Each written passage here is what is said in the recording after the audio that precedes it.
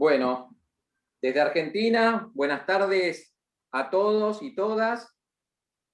Hoy estamos en nuestro 20º webinar de este año. Casualmente coincide con el 20º Congreso FLAUS, que también lo vamos a organizar desde Argentina a través de SAUM, en coincidencia con su 11º Simposio Multidisciplinario SAUM. Esto va a ser el 9 y 10 de julio. Así que es un orgullo presentar a la doctora Giselle Toussaint, médica especialista tocoginecóloga y en medicina fetal, ex fellow de la Fundación de Medicina Fetal, docente y miembro de la Comisión Directiva de SAUM y SADIP, y médica, ecografista y ecocardiografista del Hospital Británico de Buenos Aires, de Diagnóstico Maipú y TESEBA. Hoy ella va a exponer sobre evaluación morfológica detallada del segundo trimestre. Quiero agradecer también a Aplicaciones Médicas por su auspicio para su línea de ecógrafos Sonoscape, y sepan que en el chat se pueden comunicar con Gabriel Valcarce, el representante de la empresa, para las dudas o inquietudes o solicitudes que tengan con respecto a este tipo de equipos. A continuación vamos a mostrar un video que nos va a adelantar los eventos que están por venir a través de nuestra sociedad SAUM, y luego la doctora Toussaint va a comenzar con su webinar. Nuevamente los saludo a todos y espero que disfruten de la charla. Quería recordarles a todos, por favor, que silencien sus audios, ¿sí? Así no interrumpen la clase, ¿sí? Muchas gracias.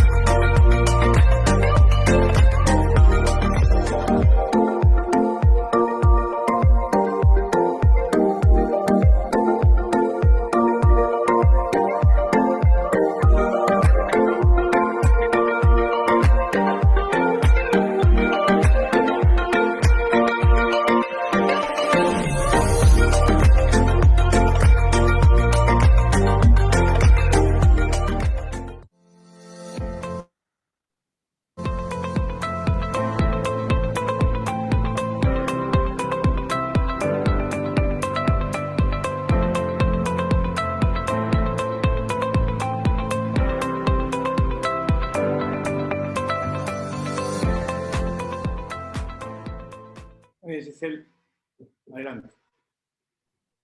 Bueno, buenas tardes a todos.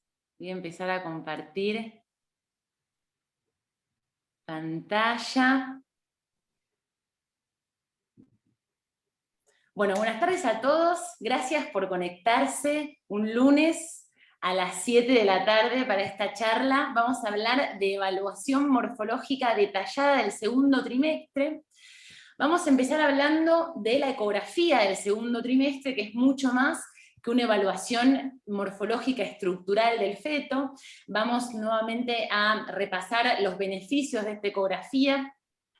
Sabemos que va a ser una oportunidad para realizar una biometría para determinar el crecimiento, puede ser una oportunidad para determinar la edad gestacional fetal, y eso lo vamos a ver en un ratito.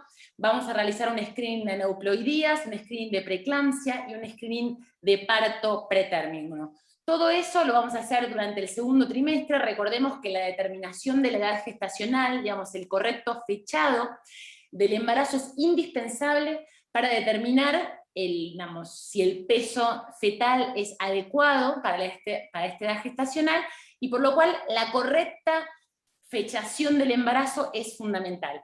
Vamos a realizarla fundamentalmente en el primer trimestre, pero lógicamente si la paciente no cuenta con una ecografía del primer trimestre, vamos a realizar una estimación de la edad gestacional durante esta ecografía. Entonces recordemos que la primera ecografía del primer trimestre, la ecografía que generalmente destinamos a la translucencia nucal, al screening del primer trimestre, es el perfecto momento para fechar correctamente el embarazo, y es un buen momento para recordarles que no solo es muy importante la correcta medición de la translucencia nucal, sino también la correcta medición de la longitud cráneo-caudal en esta edad gestacional, cuando el feto todavía tiene menos de 84 milímetros, para posteriormente poder fechar y seguir los controles del peso fetal. Entonces, una vez que nosotros fechamos la edad gestacional en el primer trimestre, cuando sea correctamente establecida, las próximas ecografías no se van a utilizar para recalcular la edad gestacional. Por lo cual, repetimos, en el segundo trimestre, si bien es una oportunidad, si la paciente no cuenta con una ecografía del primer trimestre para determinar la edad gestacional, no recalculamos la edad gestacional en esta ecografía. ¿Sí? Vamos a simplemente realizar la biometría y determinar el crecimiento fetal en función a la edad gestacional que hemos determinado correctamente en el primer trimestre. Generalmente la biometría consta de una biometría, una o dos biometrías cefálicas, una biometría abdominal, y de los huesos largos, la longitud del fémur y la longitud del húmero, para evaluar el crecimiento fetal. Además, durante la ecografía del segundo trimestre vamos a realizar un screening de preeclampsia mediante la evaluación del Doppler de las arterias uterinas, un screening de aneuploidías y un screening de parto prematuro mediante la medición de la longitud cervical mediante una ecografía transvaginal. Pero recordemos que si bien vamos a realizar un screening de preeclampsia de aneuploidías, el gold estándar o la ecografía más importante para realizar un screening de preeclampsia es la ecografía del primer trimestre, la ecografía entre las 11 y las 13.6 semanas, donde además del Doppler de las arterias uterinas vamos a realizar un análisis biofísico de la madre, un interrogatorio y una evaluación de la bioquímica para determinar el riesgo que tiene esa paciente de desarrollar preeclampsia en el futuro, y también vamos a realizar el screening de aneuploidías como gold estándar en el primer trimestre. Por lo cual, recordemos que el primer trimestre es fundamental para la determinación entonces de la edad gestacional, del screening de aneuploidías y del screening de preeclampsia. Entonces, nuevamente, sabemos que las bondades de la ecografía del segundo trimestre son un montón, y nuevamente hoy nos vamos a ocupar de lo que es la evaluación morfológica, la determinación de la anatomía fetal normal o anormal en este punto de la edad gestacional. ¿Por qué? Porque sabemos que las anomalías congénitas son una importante causa de discapacidad. Según el último estudio, contamos, tiene una incidencia de 1 a 4 cada 1000 nacimientos, y Argentina tiene una prevalencia aproximada de un 2.2% según el último informe del ECLAM. Sabemos también que dentro de las anomalías congénitas tenemos aquellas que son muy frecuentes, o las más frecuentes, nunca son tan frecuentes, pero son de las más frecuentes, y otras que son no tan frecuentes, pero tienen una buena tasa de detección. Dentro de las anomalías de las más comunes, sabemos que las cardiopatías congénitas son las más comunes, pero lamentablemente hoy por hoy todavía son las menos diagnosticadas. Después tenemos otras anomalías que vamos a intentar diagnosticar en esta edad gestacional, que son de menor frecuencia, pero afortunadamente tienen mayor tasa de detección. Entonces, a la hora de evaluar la morfología o la anatomía fetal, nos vamos a preguntar cuál es el objetivo de realizar esta ecografía en este momento del embarazo, a qué población vamos a realizar esta ecografía, en qué momento, y cuál va a ser nuestra sistemática de estudio, qué tenemos que evaluar y a dónde vamos a apuntar. Básicamente el objetivo de la ecografía morfológica del segundo trimestre es proporcionar información a la paciente que va a ser necesaria no solo para la paciente sino para el obstetra, de optimizar el control prenatal y para obtener el mejor resultado perinatal que esa paciente pueda tener, tanto para la madre como para el feto. Ese va a ser nuestro objetivo. Y la población, ¿qué población vamos a hacer un estudio morfológico? Aquella población que tiene alto riesgo de tener una malformación congénita, como puede ser una paciente diabética, una paciente con algún antecedente de alguna malformación. No, sabemos que más del 90% de los defectos congénitos ocurren en pacientes que no tienen ningún tipo de antecedente, por lo cual esta ecografía debe ser brindada o realizada a toda mujer embarazada. Para realizarla necesitamos un equipo de ultrasonido que cuente con algunas cuestiones técnicas básicas, mínimamente que contemos con una imagen en tiempo real y una escala de grises. Vamos a utilizar transductores transabdominales en el orden del 3 al 5 MHz. Necesitamos tener capacidad de frizar la imagen, tener calipers electrónicos y tener la capacidad de poder almacenar alguno de estas imágenes mediante digamos, un guardado tipo electrónico o mediante la impresión, y saber que necesitamos tener un mantenimiento adecuado. No solo sabemos que la calidad de nuestra imagen va a depender de la calidad, obviamente, del equipo que estemos utilizando, sino que además hay otras variables, algunas variables fetales, como la posición, la ventana acústica va a ser importante también a la hora de evaluar todas las estructuras anatómicas que vamos a empezar a evaluar ahora a continuación, sino hay otras variables como el tiempo de examinación, la edad gestacional, pero la variable más importante que afecta el éxito en la visualización de las estructuras y en la tasa de detección de las malformaciones congénitas que yo quiero diagnosticar, va a ser la experiencia del operador, ¿sí? Cuanto más nosotros nos capacitemos, mayor va a ser nuestra detección de malformaciones, independientemente de todo el resto de las variables que van a afectar lógicamente nuestra visualización. Nuestra capacitación es fundamental. ¿Quién va a ser el encargado de hacer el scan detallado o la evaluación morfológica? Cualquier médico que esté entrenado y familiarizado con las imágenes fetales, que haga ecografías fetales de manera rutinaria, que se eduque continuamente, que asista a cursos, que se capacite, que cuente con algún tipo de sistema de derivación cuando surjan algunas patologías, y que realice algún sistema de control de calidad para la formación, para la capacitación constante. ¿Cuándo debemos realizarlo? Esto es un tema un poco polémico. La mayoría de las guías que nosotros recibimos son guías internacionales con otro tipo de legislación.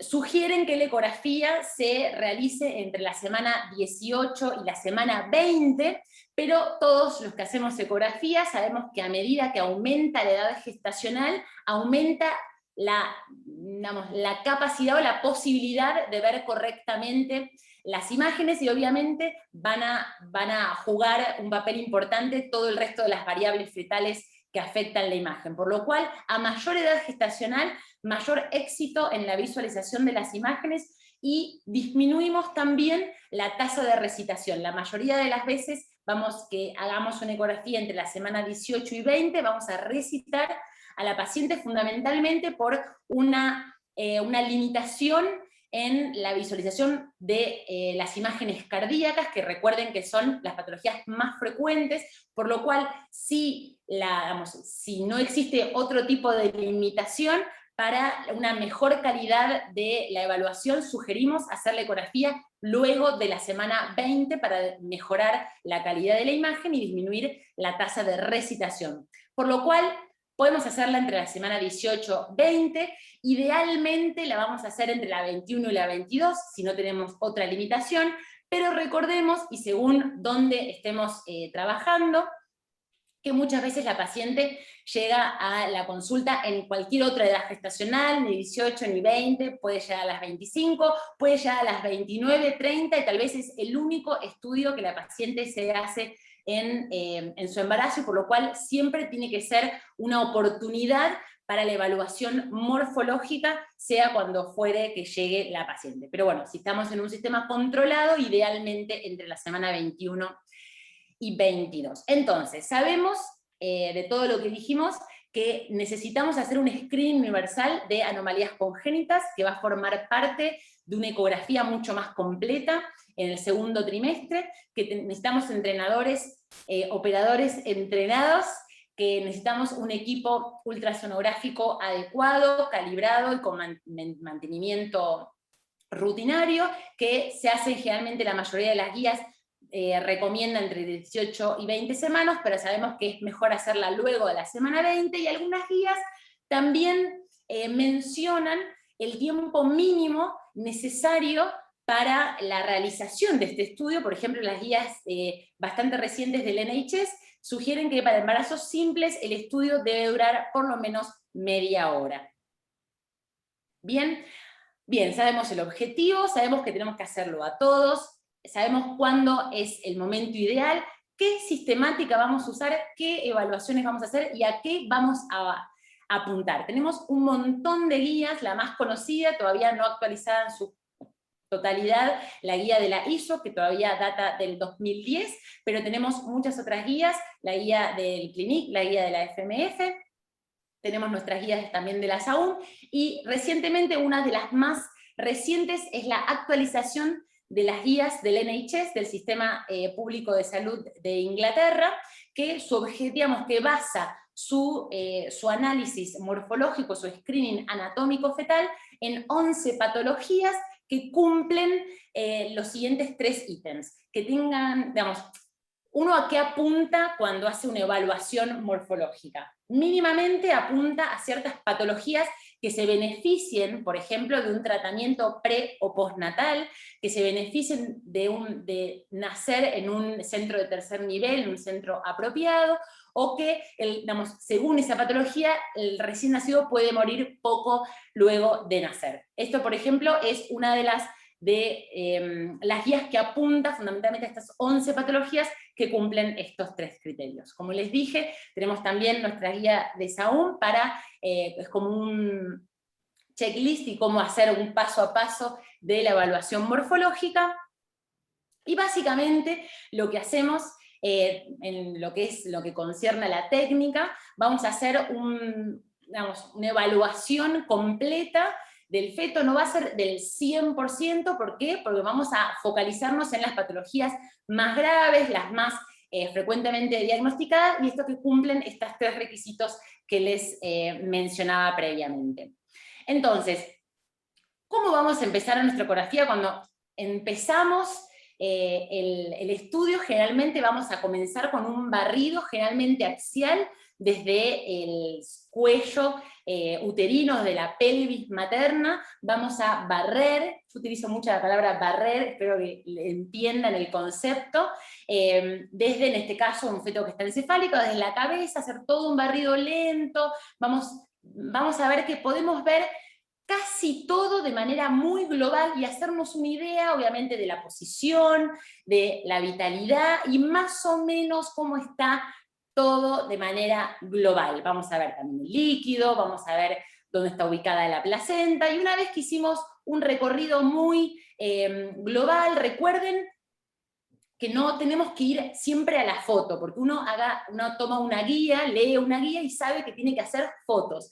Pero las fotos son una forma de documento que vamos a tener como para certificar que nosotros vimos esa estructura, pero la realidad es que el estudio anatómico es un estudio dinámico, que no se basa en fotos, porque el órgano nunca no es una estructura 2D, sino que tiene un volumen, y por lo cual todo el tiempo vamos a ver videos y vamos a estar recorriendo todas las estructuras. Después sí vamos a sacar una foto porque tenemos que certificarlo, pero esto nunca es una foto. Una vez que terminamos esta evaluación global, podemos empezar a evaluar. Clásicamente empezamos con la cabeza, después al final vamos a ver que podemos elegir una técnica, lo que se llama sistemática. Uno puede, para no olvidarse, decir, bueno, primero voy a evaluar la cabeza, después la cara, después el corazón, y así sucesivamente, y tener una sistemática para uno no olvidarse nunca nada. O la otra técnica sería una técnica más oportunista, que es, como está ubicado el feto, empezar a evaluar lo que el feto mejor nos muestra. En general, uno hace un mix de las dos, tiene una sistemática, pero también todo lo que uno no va a intentar por ahí evaluar la cara cuando el feto está con un dorso anterior, por lo cual uno va un poco viendo lo que el feto ofrece, también dentro de una sistemática para no olvidarse nada. Pero bueno, clásicamente, si más o menos tiene una ubicación clásica, vamos a empezar evaluando la calota y el sistema nervioso, bueno, el encéfalo. Sabemos que de la calota tenemos que ver el cráneo y todas las estructuras del endocráneo, que ahora vamos a ver. ¿Cómo vamos a lograrlo? Además de hacer todo este barrido que hicimos global del feto, también tenemos que hacer un barrido de la calota. Nunca nos quedemos con las fotos que nos dicen las guías, sino evaluar completamente el endocráneo. Entonces, de la calota tenemos que evaluar su tamaño, la forma, su integridad y la densidad ósea. ¿Cómo podríamos saber la densidad ósea? En el segundo trimestre sabemos que una correcta densidad ósea hace que la porción, la mitad más proximal al transductor, se vea con menor definición, producto de una sombra, producto de la osificación correcta de la calota, y eso es un indicio que nos va a determinar que esa osificación es correcta. La poca visualización, por ejemplo, del atrio proximal,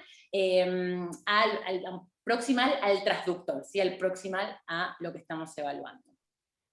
Una vez que evaluamos la calota, vamos a evaluar el cerebro fetal. Y nuevamente, ¿qué nos dicen las guías? Bueno, justamente muy recientemente sacó guías muy actualizadas de la evaluación básica del endocráneo del 2020, y una guía para una neurosonografía ya del 2021, por lo cual a lo que es la evaluación básica nos vamos a basar en esas guías, que están un poquito simplificadas, porque bueno, mencionan la evaluación de dos planos básicos, que sería el plano transventricular y el plano transcerebeloso o transcerebelar. El plano transtalámico se puede utilizar para realizar la biometría, si bien también se puede utilizar el plano transventricular. Nuevamente, lo simplifica en dos planos, pero recordemos que nunca son planos los órganos que estamos evaluando. Estas son las dos guías, son gratuitas, para que también tengan el acceso y las imágenes. Entonces, en la evaluación del plano transventricular, que es el primero, es muy completo este plano porque vemos estructuras muy relevantes de la anatomía fetal. Sabemos que puede ser un momento para la medición. Vamos a identificar el ecomedio que se interrumpe por una estructura anecoica anterior cuadrangular, que es el cavum del septum pellucidum. Vamos a observar también los tálamos en la línea media. Podemos también observar a veces una imagen anecoica puntiforme correspondiente al tercer ventrículo. Vamos a ver los cuernos anteriores como unas pequeñas comas al lado del cavum del septum pellucidum, y el atrio y la cisura de Silvio. Este fíjense, es un plano muy relevante en función de la cantidad de estructuras que estamos evaluando. Y es interesante saber que nosotros tenemos muy fresco el concepto de la importancia de evaluar el cavum del septum pellucidum, porque su ausencia nos alarma de la posibilidad de una agenesia completa del cuerpo calloso. Eso es algo muy clásico que sabemos, por suerte, pero también es importante saber que no solo su presencia tenemos que evaluar, sino también su tamaño y su morfología. Entonces, además de ver que exista el cavum como una estructura bien anecoica cuadrangular, sabemos que necesita tener un índice entre el largo o el anteroposterior y el transverso mayor a 1.5, digamos que el cavum es un poco más largo que ancho, podríamos decir, para el screening o la detección de agenesias parciales de cuerpo calloso, ¿sí? Una alteración en este índice tiene una sensibilidad bastante buena para la agenesia parcial. Entonces, no solo recordemos ver que exista el cavum del septum pellucidum, sino también cómo es su morfología, y este índice es muy sencillo, recordar que tiene que ser un poco más largo que ancho. Otra de las cosas que debemos evaluar y hasta medir, el cavum no lo vamos a medir, pero bueno, globalmente tenemos que ver esa morfología, y el atrio podríamos tampoco medirlo, porque en realidad lo que tenemos que ver es que no esté dilatado, y si vemos que el atrio, digamos, el plexo coroideo, llena casi completamente el atrio, sabemos que estamos ante la presencia de un valor normal del atrio, que sabemos que en toda la edad, en todos los trimestres, tiene que ser menor a 10 milímetros. ¿Dónde lo vamos a medir? Bueno, generalmente sabemos que hay que medirlo en la porción más ancha del atrio, y muy recientemente está descrita la identificación de la cisura parieto-occipital, esta cisura en forma de rombo, para realizar la medición y también el seguimiento de aquellos casos de ventrículomegalia, en aquellos casos donde el atrio mida más de 10 milímetros. Y no nos olvidemos, ya que sabemos que la osificación es correcta, vamos a ver de manera difusa la parte anterior, y si bien no tenemos la necesidad de medir ambos atrios, sí es necesario, mediante movimientos de báscula, intentar identificar el atrio proximal a nuestro transductor, aquel atrio que es difícil de ver por esta osificación, mediante este movimiento. Cuando uno hace todo el barrido, después simplemente tiene que intentar entrar por una de las fontanelas posteriores para poder identificar, ahora cuando lleguemos a ese momento del video, ¿sí? Simplemente ver el atrio contralateral, no hace falta medirlo, simplemente ver que más o menos tenga el mismo tamaño que el atrio que hayamos medido y que sean simétricos, ¿sí? Y así completamos lo que es el sistema ventricular de este plano.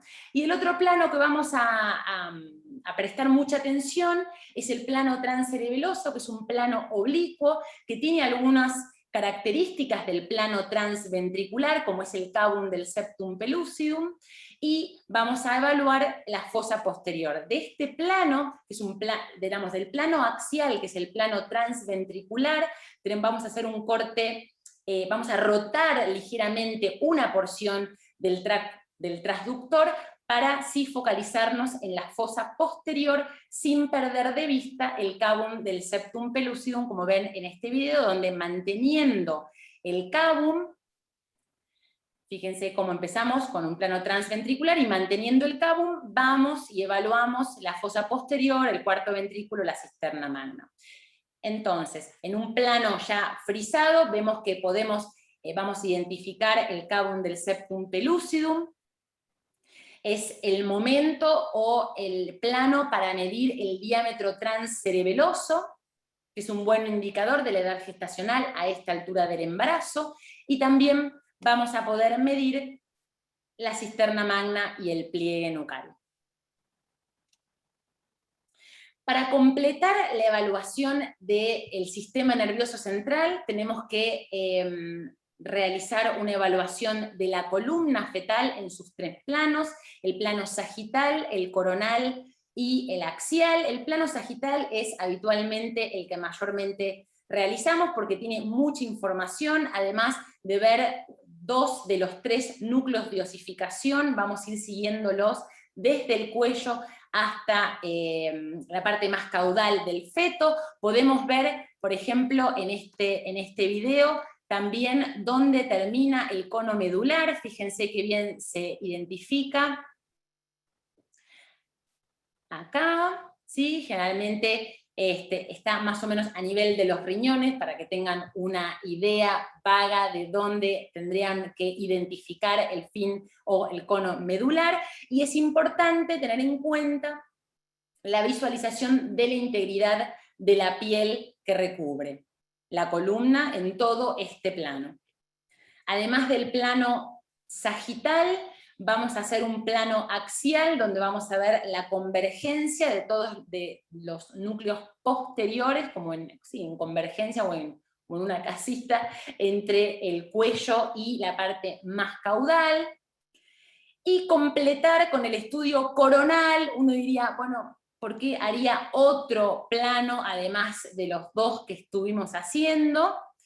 Es bastante informativo el plano coronal, porque estamos viendo los 3 núcleos de osificación y podemos identificar algunas patologías como estas. No quise poner muchas patologías porque justamente es un scan anatómico, quiero mostrar la parte normal, pero bueno, algunas patologías como esta, como es la hemivértebra, es difícilmente identificable difícilmente, es menos evidente en el plano sagital que en el plano coronal, por lo cual es una manera más de completar la evaluación de la columna.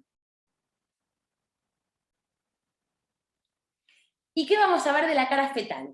De la cara fetal tenemos que ver un correcto plano del perfil fetal, tenemos que ver el hueso nasal y una alineación entre la nariz, el labio superior, el inferior y el mentón. Estos 4 puntos tienen que estar perfectamente alineados. Vamos a hacer un plano de la boca para evaluar la indemnidad del labio superior. Vamos a hacer un plano coronal a nivel de las órbitas fetales para ver su tamaño, la presencia en cada órbita de los cristalinos, y vamos también a completar la evaluación de la cara con la visualización del paladar duro, de la arcada dentaria, como ven en esta foto.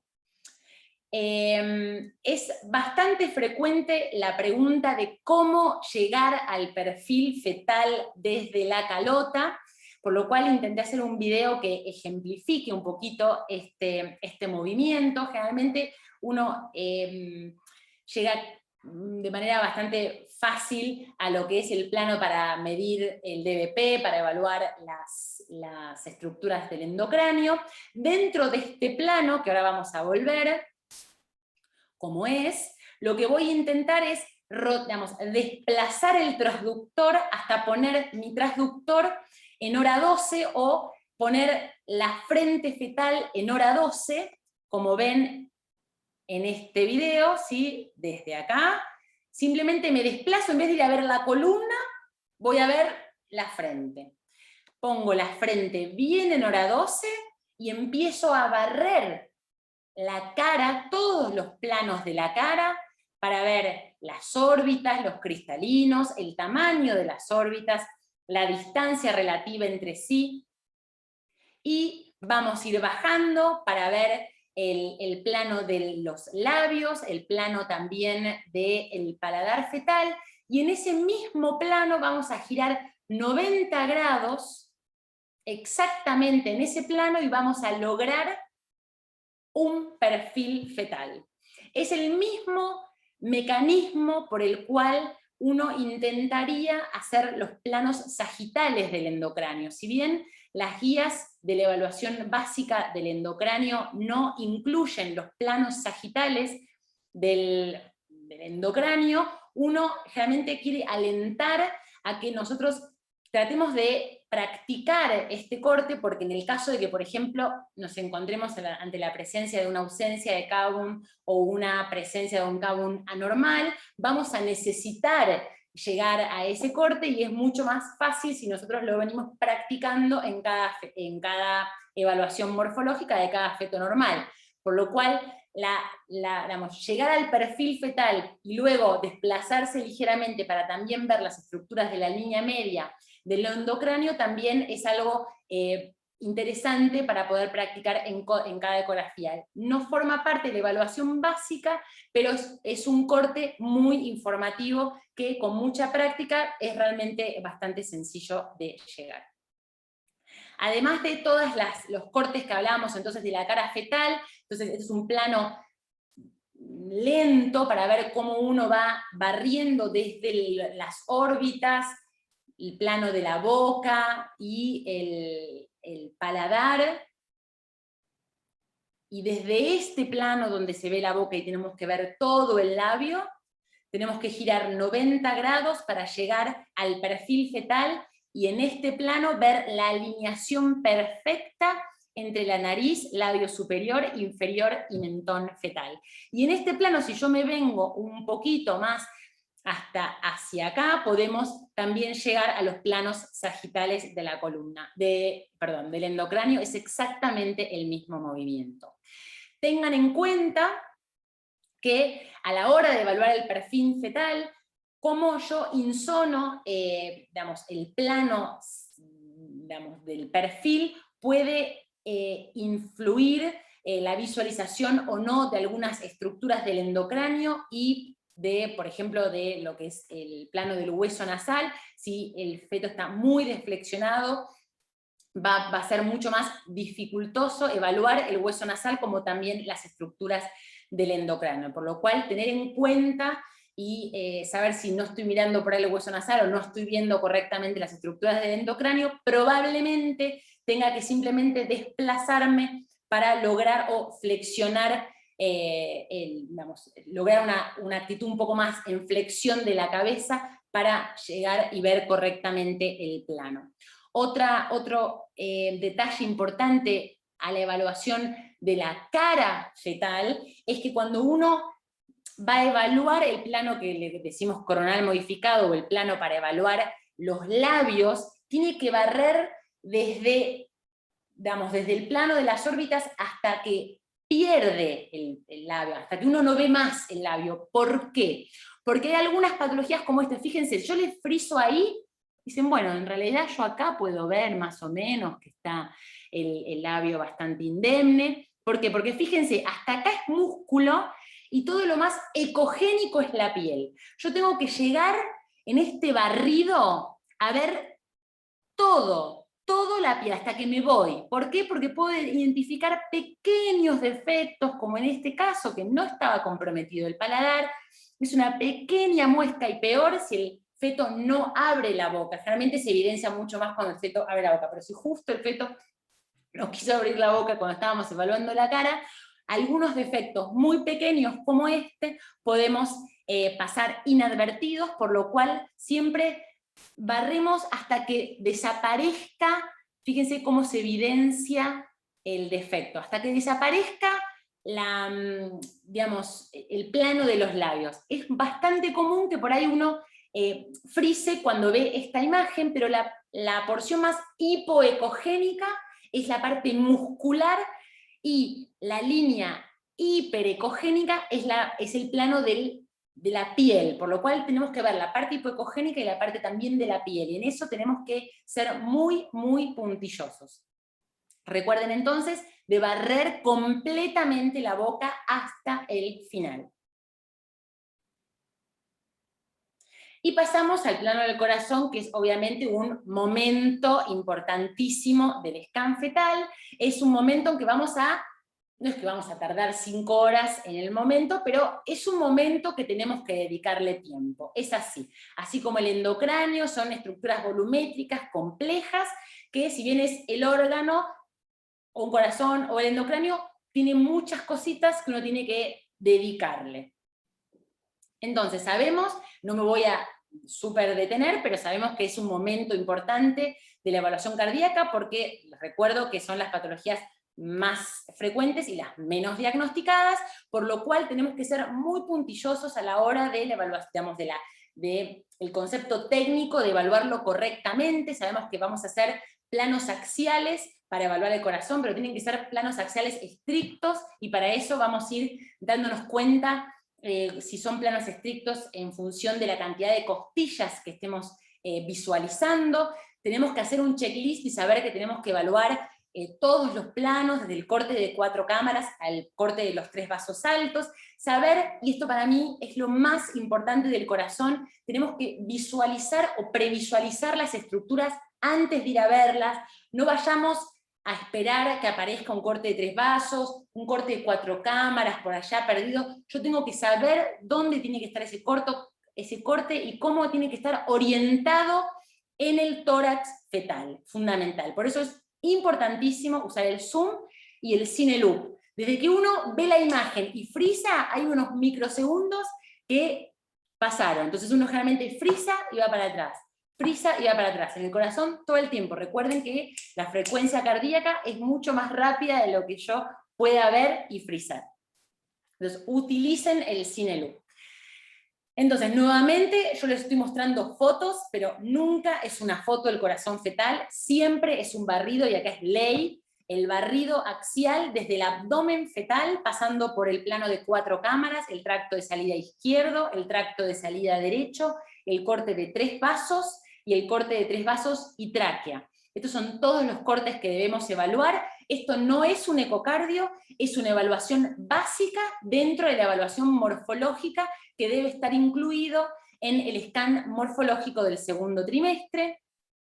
Nuevamente, esto es lo que hacemos, y fíjense que si el corazón está bien ubicado, el feto está bien ubicado, y en todo el momento, o las 20 minutos, media hora que tengamos, en algún momento esperemos que el feto tenga una posición favorable para evaluar el corazón fetal. Entonces, nuevamente, después vamos a frizar y sacar todas las fotitos de los tractos, del corte de 4 cámaras, pero lo primero es hacer un barrido y ver todo, ver desde el corte de 4 cámaras si está a la izquierda, en función de cómo está ubicado el feto, ir a los tractos izquierdo, derecho, hasta los cortes altos, ¿sí? Corte de 4 cámaras, el tracto de salida, cómo cruza la pulmonar, 3 vasos y 3 vasos tráquea.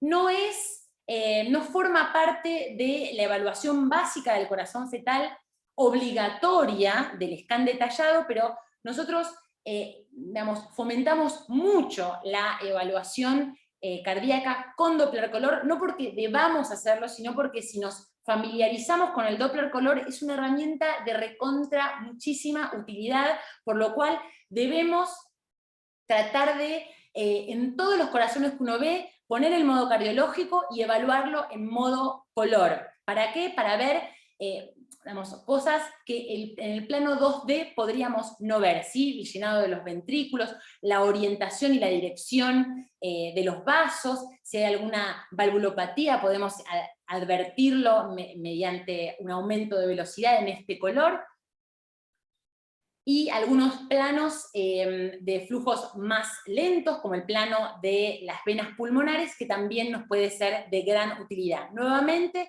así como el plano sagital de la cabeza, no son planos que sean obligatorios, pero son muy, muy recomendables. ¿Sí? Nuevamente no me voy a detener, pero sí nos detenemos mucho en el scan morfológico, en la evaluación del corazón fetal. Que la verdad es que si está en una buena posición, no es que nos lleva muchísimo tiempo. Nuevamente, no es un ecocardio lo que estamos viendo, es una evaluación básica en el contexto de un scan morfológico. Y ahora pasamos al resto de las estructuras. Vamos a evaluar el tórax fetal en un corte axial, podemos evaluarlo en un sagital y en un coronal. ¿Qué estamos intentando evaluar del tórax fetal? Bueno, queremos advertir básicamente una hernia diafragmática o alguna masa ecogénica intrapulmonar. Sabemos que de estos 3 cortes, el hecho de ver una línea diafragmática en un plano axial, en un plano sagital o en un plano coronal, no descarta la presencia de una hernia diafragmática. De todos los planos para la evaluación del tórax fetal, el mismo corte que utilizamos para hacer la evaluación cardíaca, nos va a servir para evaluar la indemnidad, la ecogenicidad, la homogeneidad de los campos pulmonares a cada lado del corazón. Por lo cual, el mismo barrido que estábamos viendo, pero estábamos concentradas todas nuestras miradas a la estructura cardíaca, ahora vamos a hacer el mismo barrido, pero toda nuestra atención va a estar focalizada en los campos pulmonares, pero es exactamente el mismo movimiento. ¿Por qué? Porque si queremos puntualmente identificar una hernia diafragmática, lo vamos a identificar claramente en el corte de 4 cámaras. ¿Por qué? Porque lo que tenemos que ver es la indemnidad y la homogeneidad de los campos pulmonares y la centralidad o la correcta ubicación del corazón en el tórax, ¿sí? Uno de los signos indirectos más importantes de la hernia diafragmática es justamente el desplazamiento cardíaco y la pérdida de la homogeneidad de los campos pulmonares, que es mucho más evidenciable en el plano de 4 cámaras. Recordar que justamente, al igual que el corazón, al igual que el tórax, tenemos que estar muy pendientes de no estar haciendo incorrectamente un corte que nos advierta de manera incorrecta que hay alguna patología. No solamente podemos no ver patología que existe en el feto, sino que también las podemos producir o generar.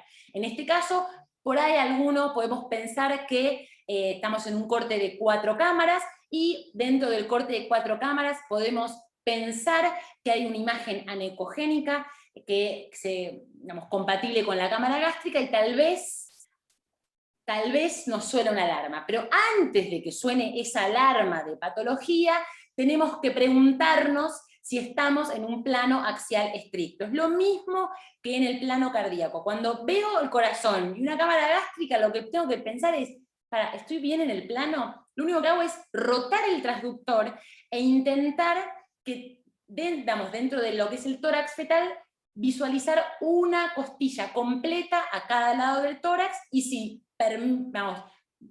sigo viendo la cámara gástrica al lado del corazón fetal, eso es otra cosa. Pero en este caso era una imagen prestada, era un corte rotado, y ahora cuando simplemente estoy rotando el transductor para lograr un corte de 4 cámaras en un axial estricto, desaparece esta imagen, y el corazón y las estructuras, digamos, los campos pulmonares se ven bien, ¿sí? Entonces siempre recordar y confirmar el plano axial antes de determinar que existe alguna patología. Recordar entonces el mejor plano o el mejor barrido para evaluar el tórax fetal es el plano de 4 cámaras, a nivel de la cruz, donde uno ve 4 cámaras con su cruz cardíaca, donde vemos una costilla a cada lado del tórax, una costilla completa. Recordar que en este énfasis de evaluar el tórax y los barridos cardíacos y del tórax, uno se empieza a emocionar y cada vez que ve un feto lo empieza a mirar de todos lados, de repente por ahí en el tercer trimestre empezamos a encontrar cosas que nos van a empezar a llamar la atención. Eso es bueno porque significa que estamos viendo un poquito más. Recordar que en la evaluación del tórax fetal, cerca del tercer trimestre, por ahí hay una pérdida de la homogeneidad de los campos pulmonares que nos llama la atención en el plano anterior al corte de los 3 vasos y tráquea. Esto corresponde al timo y es una estructura normal, por lo cual no toda pérdida de homogeneidad de los campos pulmonares en una imagen de un barrido axial es patológica en este caso, y es mucho más evidente en el tercer trimestre, corresponde a una estructura normal. Continuamos en nuestra evaluación del feto. Vamos a pasar a la evaluación del sistema urinario fetal. Sabemos que para una completa evaluación tenemos que no solo ver ambos riñones, sino que también tenemos que ver la vejiga, tenemos que no ver dilatación, no ver la vía excretora, no tenemos que ver los uréteres, por ejemplo, y tenemos que valorar el líquido amniótico como valoramos en cada ecografía. Recordar que también el sistema para la evaluación de los riñones vamos a contar con un plano axial, donde si colocamos la columna en hora 12 o 6, vamos a poder, es el plano correcto para evaluar el tamaño de ambas pelvis renales, pero también podemos evaluarlos en un corte sagital y en un corte coronal. En el corte coronal también podemos colocar el Doppler color y ver ambas arterias renales. Recordar que a medida que aumenta o que avanzamos en edad gestacional, hay algunas imágenes que van a aparecer, porque vamos a empezar a ver esta diferenciación córtico-medular, por lo cual estas imágenes hipoanecoicas que vemos en el riñón fetal son imágenes normales que corresponden a las pirámides, mucho más evidentes en el tercer trimestre, tampoco tomarlas como patológicas. Nuevamente, recordar que a medida que avanza la edad gestacional, el primer trimestre los riñones son súper ecogénicos. En el segundo trimestre, que sería como nuestro momento que estamos evaluando, tienen una ecogenicidad como se ve en la imagen, y ya en el tercer trimestre podemos ver mucho más evidentemente la diferenciación córtico-medular.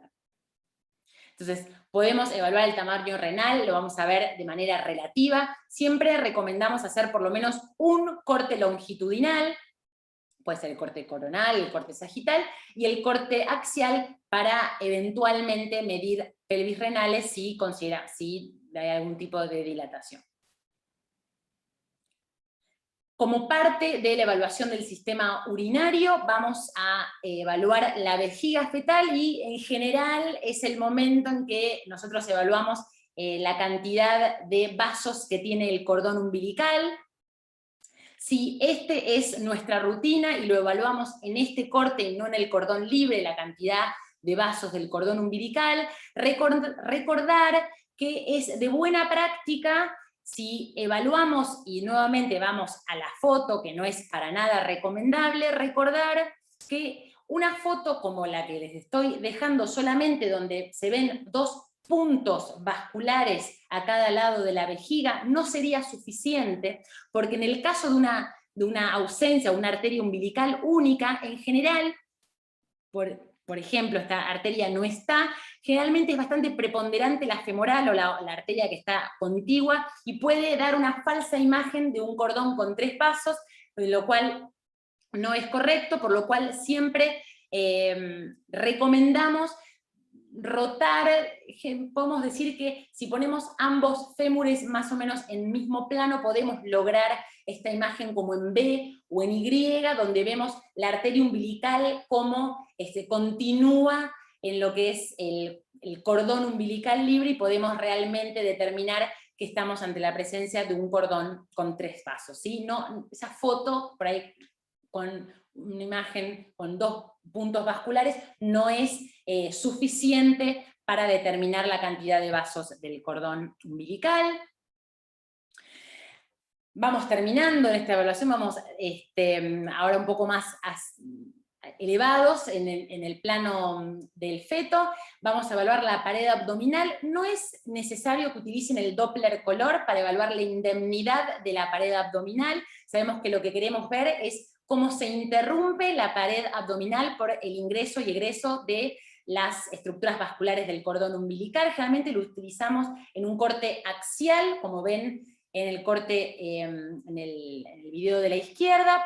Pueden ponerle Doppler color, pero la verdad que no aporta, salvo en el caso, lógicamente, que tengamos algún tipo de patología, como puede ser un defecto de la pared abdominal anterior, como puede ser el onfalocele o una gastroquisis. En ese caso, lógicamente, vamos a ayudarnos del Doppler color. Pero para lo que es una evaluación normal del plano de la pared, un plano axial en un modo 2D, también lo podemos ver en un corte sagital, en un corte como están viendo en el video, pero es clásicamente, como hacemos muchos barridos axiales, es el plano que más utilizamos para advertir anormalidades a este nivel.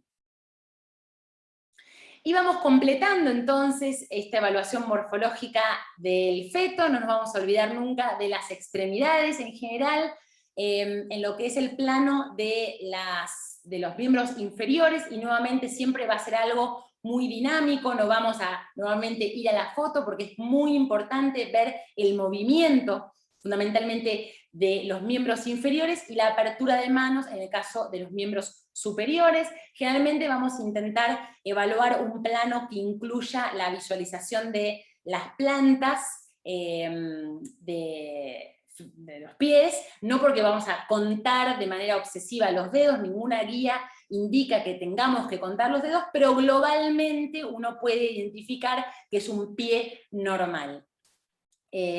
Lo mismo, vamos a agregar un plano sagital a nivel del pie para ver su correcta alineación con el pie y la pierna. En el caso de las manos y los miembros superiores, siempre, al igual que los miembros inferiores, tenemos que contar que exista la correcta cantidad de huesos, 2 húmeros, 2 fémures, 2 tibia peroné, 2 cúbito y radio, de todo, de todas las extremidades. Eso lo vamos a hacer obviamente todo en movimiento, ver el movimiento de las piernas, la flexión de las rodillas, la apertura de manos.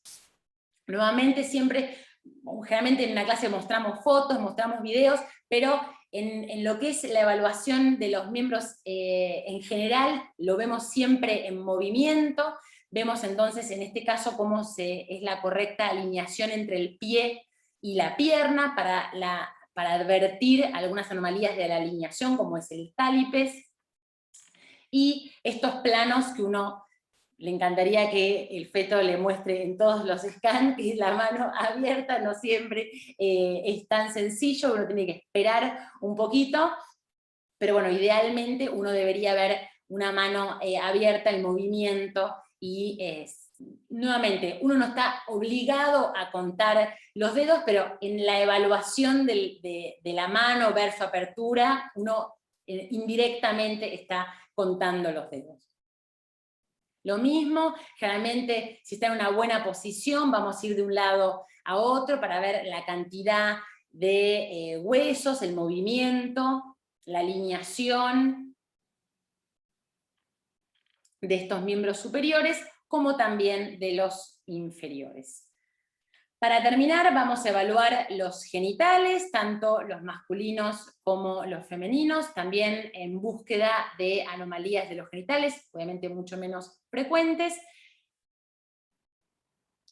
Y finalmente, nos quedamos con esta pregunta, una vez que terminamos de evaluar todo el feto, es la misma pregunta que hacíamos al principio: ¿cómo lo hacemos? ¿Hacemos como me mostraste, bueno, cabeza, cara, corazón, columna? Bueno, la realidad es que, nuevamente, uno puede hacer una sistemática paso a paso para no olvidarse ninguna estructura.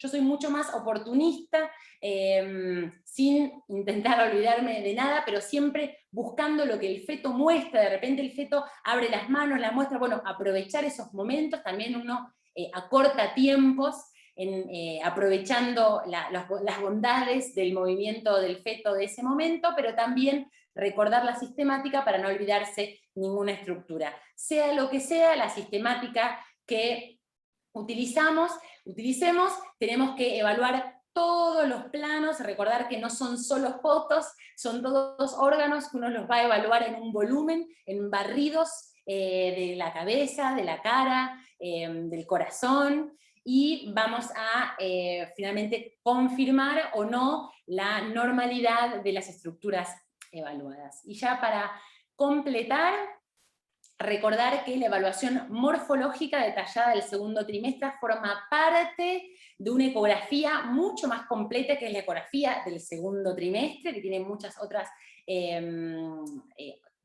bondades, como estoy con la palabra bondades.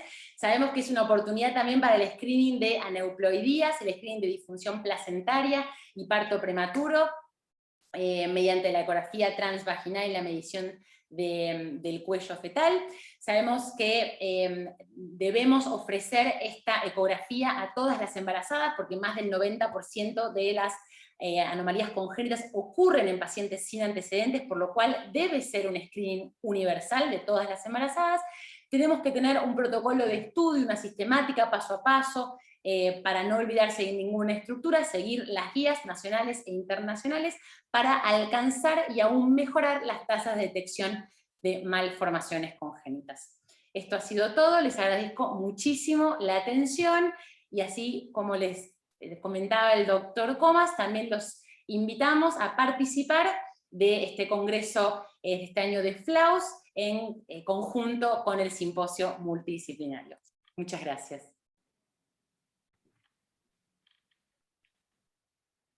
Muy bien, muchas gracias, Giselle. Excelente la charla. Dame un segundito, vamos a ver ¿Cómo no? un video de nuestro auspiciante. Nuevamente agradecer a Plimet. Un segundito, ¿eh?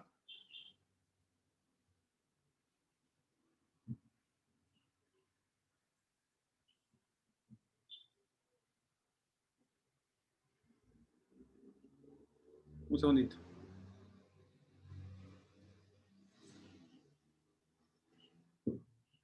Espera que no me permite compartir ahora. Bueno. ¿Te puedo pasar el mando o...? No sé por qué, empecé a compartir, espera.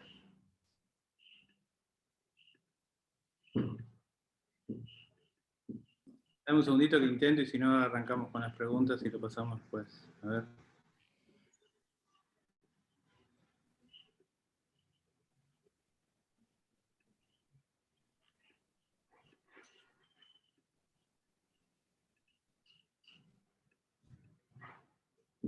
Ahí estamos.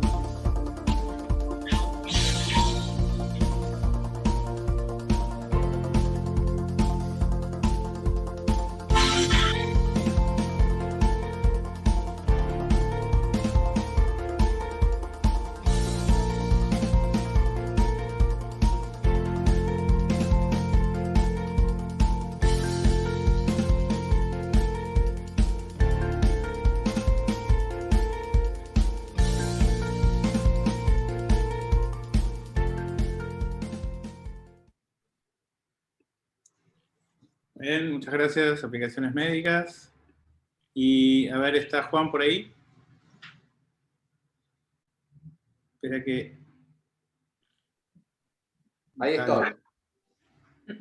Bueno, gracias por la concurrencia. Quiero contarles que tenemos médicos, por ahí lo vieron en el chat, de Venezuela, Bolivia, Perú, México, de la provincia de Tucumán, Tierra del Fuego, Catamarca, también de Bolívar, de las Grutas. Así que bueno, gracias a todos. Tenemos varias preguntas. Quiero empezar con una que fue hecha en más de una ocasión durante el chat. ¿Qué hacer cuando el feto no está correctamente ubicado para evaluar en forma completa esa anatomía detallada? Por ejemplo, dorso anterior o no muestra el perfil. La realidad ¿Cómo es procedemos? ¿Cómo procedemos? Bueno, cuando empezamos la ecografía y el feto está en un dorso anterior, siempre vamos a comenzar evaluando todo lo que nos muestra en un dorso anterior. Vamos a comenzar con la columna, con los riñones, con el tórax. Podemos poner a la paciente de costado para poder evaluar más correctamente el feto en esa posición, y generalmente en algún momento de esos 20, 30 minutos el feto se gira. La paciente puede ella misma ponerla de costado. A mí me es de muchísima utilidad. El paciente puede ir al baño y volver, pero en general de todo el scan en algún momento el feto se gira. Si eso no ocurre, la paciente puede nuevamente ir al baño, moverse, o en fin, hay que esperar. Hay algunas maniobras que uno puede hacer para orientar y ver el perfil fetal, pero si el feto está con la nuca anterior mirando el piso, generalmente hay que esperar. Muy interesante el tip de usar la mano libre para tratar de movilizar al feto. Exacto. Otra pregunta es, has mencionado que mejor realizar por ahí el scan luego de las 20 semanas, o sea, cerca de las 20, pero pasando la semana 20, pero preguntan también hasta cuándo, si se puede hacer un scan más tardío, si es mejor hacerlo a las 24. ¿Hay un límite para hacer el scan fetal? Bueno, no, o sea, el scan fetal como el scan, Detallado, ¿no? ¿cómo? El scan fetal detallado. El scan fetal detallado, el que conocemos, el screening universal, se hace en esta ventana de hasta las 23.6, 24 semanas. En general, si uno está en un ambiente controlado y la paciente está controlada desde el primer trimestre, en esa ventana se puede hacer. Pero bueno, no siempre, no contamos con embarazos controlados en todos los momentos, y nos ha llegado, el paciente se entera que está embarazada tardíamente y la paciente llega a las 29 semanas, a las 30, y bueno, viene para hacer un scan detallado y uno tiene que hacer el mejor scan que puede hacer en ese momento. Sabe que por ahí los miembros fundamentalmente va a ser difícil de determinar a veces, pasadas las 30 semanas, bien la orientación, porque ya tienen posturas un poco más viciadas, a veces tienen posiciones en un dorso anterior o tienen un poco menos de líquido amniótico, y claramente va a ser más difícil. Pero si la paciente viene para un scan a la semana 30, porque es la primera vez que se hace una ecografía en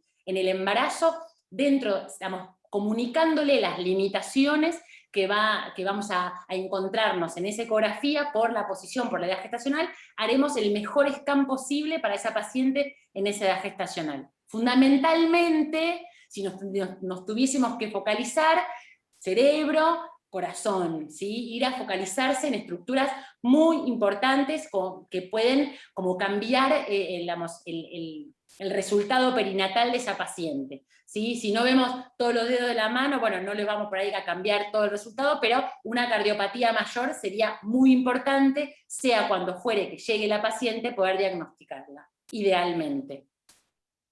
Muy bien. Tenemos otra pregunta que dice si en la ecografía detallada de las 20 semanas es correcto incluir cervicometría y Doppler de arterias uterinas como rutina durante el estudio. Bien, según donde estemos trabajando, la mayoría de lo que es el parto prematuro, por ahí el doctor Comas es más especialista, la mayoría de las guías no incluye como rutina digamos, lo que tiene el sistema de salud público universal, la cervicometría, pero sabemos que la evaluación rutinaria del cervix y mediante la evaluación de la longitud cervical a las 20 semanas y la detección precoz de cuellos cortos y la implementación precoz de intervención disminuye la posibilidad de que esa paciente termine en un parto prematuro, por lo cual nosotros fomentamos que esa ecografía se incluya si estamos dentro de las posibilidades de donde trabajemos y sabiendo nuestras limitaciones, que se incluya esa ecografía en las 20 semanas. El Doppler de las arterias uterinas, también nosotros fomentamos que eso se realice, pero sabiendo que a las 20 semanas ya tenemos poco para hacer y ofrecerle más que un seguimiento muy, muy estricto a aquella paciente que encontremos con alguna anormalidad. Sepamos que si es una paciente controlada, idealmente el screening de preeclampsia debería realizarse en el primer trimestre para aquellas pacientes, y en aquellas pacientes que el riesgo, incluye el riesgo alto, pueden beneficiarse del uso profiláctico de la aspirina. De todas maneras, a las 20 semanas podemos realizar una segunda evaluación del Doppler de las arterias uterinas, porque sabemos que aquellas pacientes, vamos a tener bastante más control estricto, una paciente que tiene un alto riesgo y encima viene aspirina y las uterinas le siguen dando mal, probablemente tengamos un ojo un poquito más abusado de esa paciente durante ese embarazo. Al contrario, si tiene una paciente de bajo riesgo en el primer trimestre, uterinas normales en el segundo trimestre, bueno, vamos bajando mucho y el valor predictivo negativo aumenta un montón de que esa paciente finalmente desarrolle una preeclampsia. Entonces, por lo cual nos aporta en el seguimiento de esa paciente. Muy bien. Les recuerdo a todos que si quieren ver este webinar en forma reiterada o tuvieron problemas para ver el de hoy y lo quieren ver en forma completa, está para ver en forma ilimitada para los socios de Saúm en la página web. Giselle, también preguntan a partir de cuándo es adecuado percentilar el peso.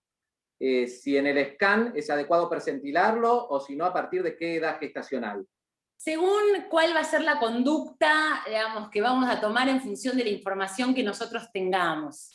Digamos, en general, la mayoría de las guías, como es la guía de Trinic, utilizan como punto más o menos la viabilidad entre las 24 o las 28 semanas para determinar y percentilar el peso fetal, porque vamos a empezar a diagnosticar restricciones precoces y vamos a alterar nuestro seguimiento, nuestra conducta va a cambiar. De todas maneras, creo que es bastante flexible, uno puede, sin percentilar, poder tener una idea del crecimiento fetal en la semana 20, independientemente del percentilo, y nuevamente ser muy contundente en el hecho de la correcta fechación del embarazo en el primer trimestre y que no le digamos a la paciente cada vez que viene de cuántas semanas está. Porque es un clásico, bueno, estás de 20, pero en realidad estoy de 21, pero bueno, hoy me dijeron 23, mañana me dicen 22, entonces ese caos que por ahí la paciente no sabe de cuántas semanas no debería ocurrir. Si la paciente está bien controlada, sabemos de cuántas semanas está en el primer trimestre, y después percentilaremos cada biometría y o el peso según la edad gestacional en el resto del embarazo. Preguntan también qué método se utiliza habitualmente para determinar el líquido amniótico y para evaluar la ecogenicidad del mismo. Así que tenemos Bien. para cuantificarlo y si vale la pena evaluar su ecogenicidad. Bien. Como regla, el líquido amniótico en el segundo trimestre nosotros lo evaluamos de una manera más subjetiva, ¿sí? Pero en general, como método de screening, utilizamos el bolsillo vertical máximo en todas las edades gestacionales, como método de screening. Y la ecogenicidad es la misma técnica para la ecogenicidad fetal, placentaria en general. Uno tiene que acomodar los ecos y la ganancia en función de la estructura que tiene que evaluar, así sea el líquido, así sea la placenta, el corazón o el cerebro. Ajustar en función, si es una estructura líquida, ósea, muscular o lo que sea. Generalmente hay algunos equipos tienen la mayoría, tienen algún botoncito como que acomoda los ecos en función de la estructura que estoy viendo, pero en general uno acomoda el eco de manera manual en función de la estructura que estoy evaluando.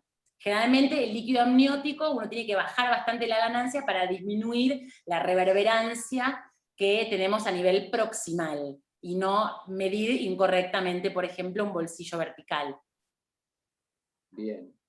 Preguntan si hay tablas para medir la distancia extra e interorbitaria, si hay tablas Bien, hay adecuadas para cada tablas, semana. no, hay tablas para todo. A la pregunta de si hay tablas, todo tiene tablas. La realidad es que uno no usa la tabla, porque hay tablas de tórax, hay tablas de riñón, uno no usa todas las tablas. Pero en el caso de las órbitas es muy útil ver que entre medio de las dos órbitas entraría una tercera órbita, para tener una idea visual, sin tener que ir a la tabla, de que las órbitas tienen un tamaño adecuado y están en una distancia correcta entre sí. Giselle, ¿sabes qué? En la guía que mostraste, la más actualizada, aparecía diagnóstico de síndrome de Patau o Edwards. O sea, ¿podemos hacer diagnóstico con la ecografía detallada de trisomía 13, trisomía 18 o hasta síndrome de Down?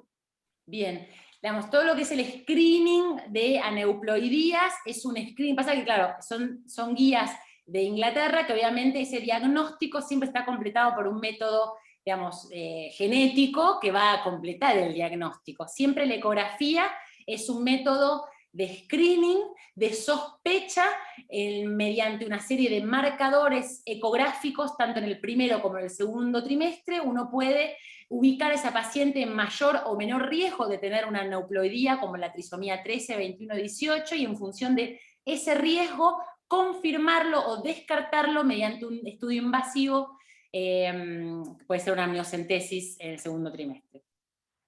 pero nunca hacemos un diagnóstico. Podemos tener una gran sospecha, pero nunca un diagnóstico. Bien. Permíteme, Juan, un segundito. Dale, Antes Saúl. miremos con las preguntas. Quería contarles cuáles son los próximos eventos de la sociedad. El 22 de abril comienza el curso de ultrasonografía en la patología de la vía aérea, pleuropulmonar y tórax, a cargo del doctor Diego Barca. Es un curso e-learning, ¿sí?, que se sigue en el campus virtual. También tenemos a partir del 29 de abril el curso de ecografía y Doppler en ginecología, que está dirigido por el doctor Roberto Bori. Estos son todos cursos e-learning, pueden inscribirse en la página. Otro de los cursos e-learning que inicia el 6 de mayo es el de la doctora Mirta Lanfranchi, de ecografía de tiroides y testículos. Entonces todo esto los pueden inscribirse en la página, en el sector de cursos e-learning. Otro de los eventos de la sociedad es el próximo webinar que se dictará el lunes 17 de mayo, también a cargo de la doctora Mirta Lanfranchi, y el tema será carcinoma sincrónico y metacrónico de mama, diagnóstico multimodal.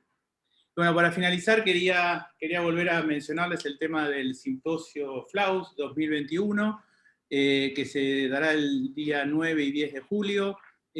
Acá tienen la foto de todos los disertantes extranjeros. La verdad que tenemos un listado, la modalidad virtual del simposio nos permite tener invitados de enorme prestigio. En obstetricia, por ejemplo, el doctor Timur Trish, Frances Figueras, Rabin Chawi, Alfred Aguamed, Eran Bronstein. En patología mamaria vamos a tener al doctor Tomás Stavros, una eminencia en patología mamaria, Ruby Espejo de México. En medicina interna tenemos a gente, el presidente de la Sociedad Europea de Ultrasonografía, Iván Sporia de Rumania, a la italiana Giovanna Ferrarioli, que van a hablar de elastografía.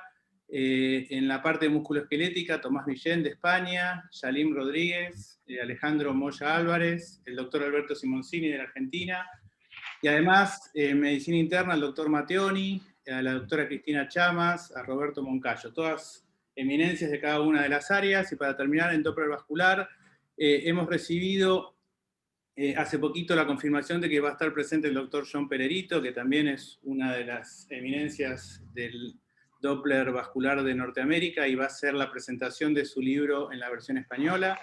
Además tenemos a la doctora Anne-Marie Kupinski, al doctor Robert Méndez, Patrick Washko, y de Brasil a Peter Francolin y Willy Butter. La verdad que es un plantel de médicos extranjeros que se suman a todos los que habitualmente ustedes ya conocen de la SAUM, así que los esperamos. La inscripción se hace en la página de SAUM, www.saum.org/simposio21. Bueno, muchas gracias. Bueno, tenemos tiempo para un par de preguntas más, Saúl. Sí, yo tengo dos preguntas que me mandaron en privado, que acabo de ver. Así que... Dale. No, porque ya son 8:20, vamos, dos más.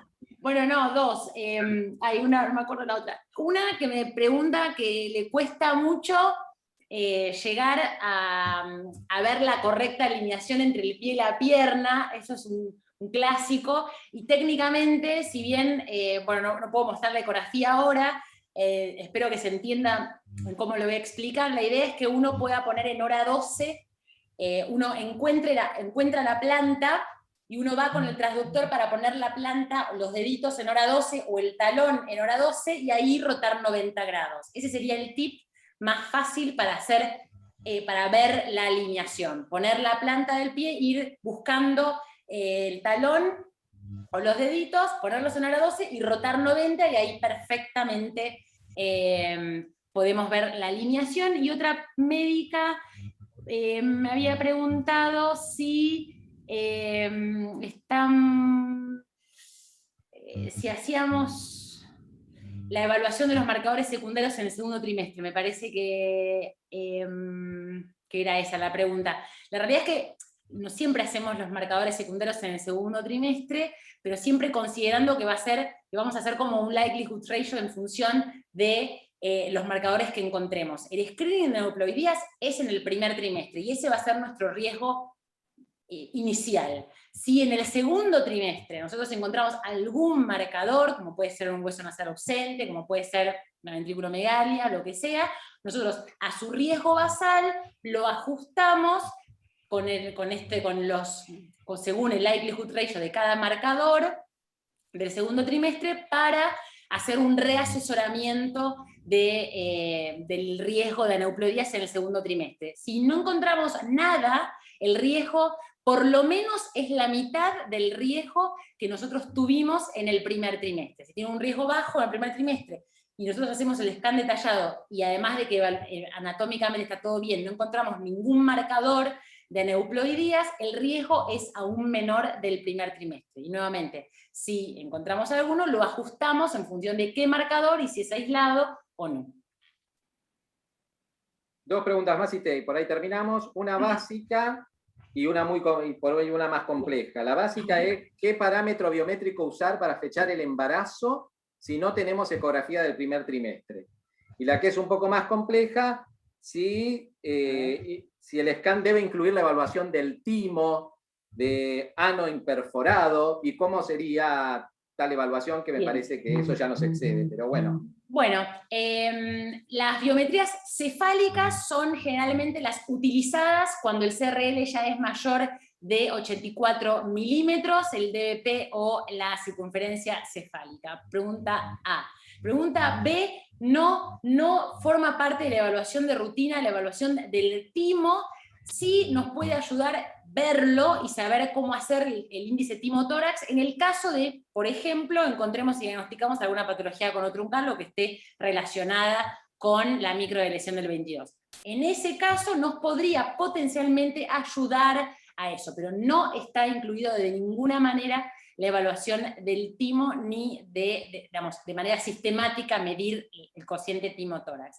Y no está incluido en las guías la evaluación del ano fetal, pero sí, así como aliento a que hagamos un estudio o una evaluación del corte sagital médico, lo vayamos viendo para ver cómo se ve el corte sagital, para ver el cuerpo calloso y el vermis, cómo tendríamos que ver y utilizar el color en el corazón fetal, podemos, ya que estamos viendo los genitales, seguir de largo y ver cómo se observa mediante ecografía la evaluación del ano fetal. Si bien no forma parte del estudio completo, siempre está bueno saber cómo se ve en condiciones normales.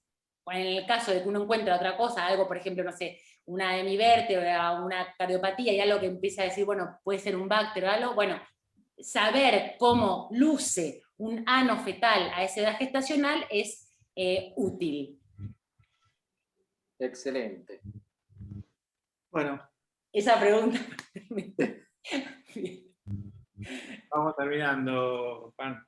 Bueno, gracias a los cientos de profesionales que siguen aún conectados. Creo que hemos contestado el 99% de las preguntas que aparecieron en el chat y por otras vías, así que sí, los esperamos en nuestros próximos eventos. Bueno, gracias a todos. Gracias, Giselle. Por conectarse. Gracias. Luego. Gracias.